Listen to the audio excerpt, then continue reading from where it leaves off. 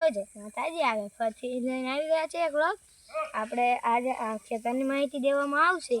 એમાં આપણે લીંબુડી છે, આવડા લીંબુ થાય, જાંબુડો છે, બે જાંબુડા, એક બદામ છે, શેરડી છે, એની જામફળી છે, એની આપણે થોડીક માહિતી દઈશું. ચાલો માહિતી દઈએ.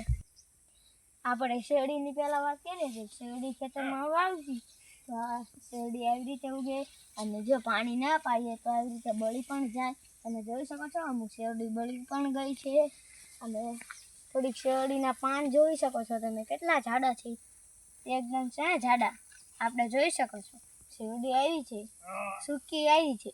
હવે આપણે થોડીક મોટા લીંબુની જાણકારી દઈ દઈએ. તમે જોઈ શકો છો આ છે મોટા લીંબુવાળી લીંબુડી, અને આમાં લીંબુ આવે એટલે આટલા થાય, અને આમ ગળા સુધી જ મોટા જેટલા થાય. તમે જોઈ શકો છો આવવાની આવા લીંબુ, એમાં રસ નીકળે એટલે તમે ચાખતા રહી જાવ. હવે આપણે થોડીક આ જાંબુડાની માહિતી પણ દઈ દઈએ. હવે આપણે જાંબુડાની માહિતી દઈએ છીએ. તમે જોઈ શકો છો આ જાંબુડો છે.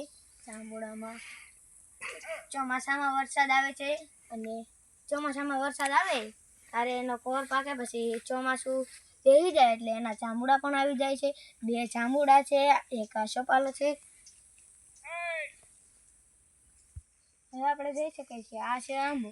આ કલમ કરેલો આંબો છે, અને પાણી પાવા માટે આવો જુગાડ લગાડ્યો છે. બહુ જાજુ પાણી ભરાય તો અહીંયા બાખામાંથી નીકળી જાય છે. અને જોઈ શકો છો એકદમ મસ્ત છે ને. જુગાડા દેવો હોય અમારે ખેતરવાળાને. અને આજે અમે આ કપામાં ભેંસું લઈને આવ્યા છે. તમે જોઈ શકો છો આ ભેળ છે અમારા ડૂબા માટે, બાકી કોઈના નહીં. આપણે જો માહિતી દઈએ તો આ બે જાંબુડા છે, એક બદામ છે, લીમડો. અહીંયા એવી સરસ મજાનો પવન આવે છે ને, એ તો તમે અહીંયા મજા આવે, તમને સુવાની પણ મજા આવે. હવે આપણે થોડીક વાત કરીએ બીજી. આપણે જોઈ શકીએ છીએ આ અમે કપાળ વીણીને અમને ભેંસુને ફેલાવી છે. આ લીલો થઈ ગયો છે તે માટે સુકવવા માટે તડકે મૂક્યો છે. એમને તડકો આવશે એટલે બધું સુકાઈ જાય છે. તમે જોઈ શકો છો. અને આને વીણવા જોઈને આવી રીતે વીણવાનું આવે. આ થોડુંક આમ આવે અને આને ખોલીને આમ વીણવાનું આવે.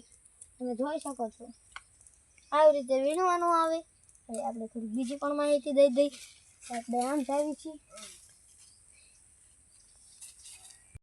અમે જે વાડીમાં છીએ એની પડખે બીજી વાડી છે, એમાં રીંગણા પણ આવી ગયા છે. રીંગણનું છે તમે જોઈ શકો છો.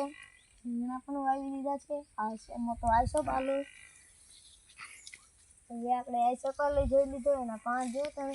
ને આમાં રીંગણા પણ આવી ગયા છે તમે જોઈ શકો છો વાલીડા. થોડાક આપણે આગળ જઈએ. આ છે તુવેર. આમાં ફાલ આવી ગયો છે. પછી આ તુવેરને થોડાક દિવસ પછી તુવેર થઈ જાય ખાય એવી. હવે આપણે થોડી બીજી પણ માહિતી દઈ દઈએ. ચાલો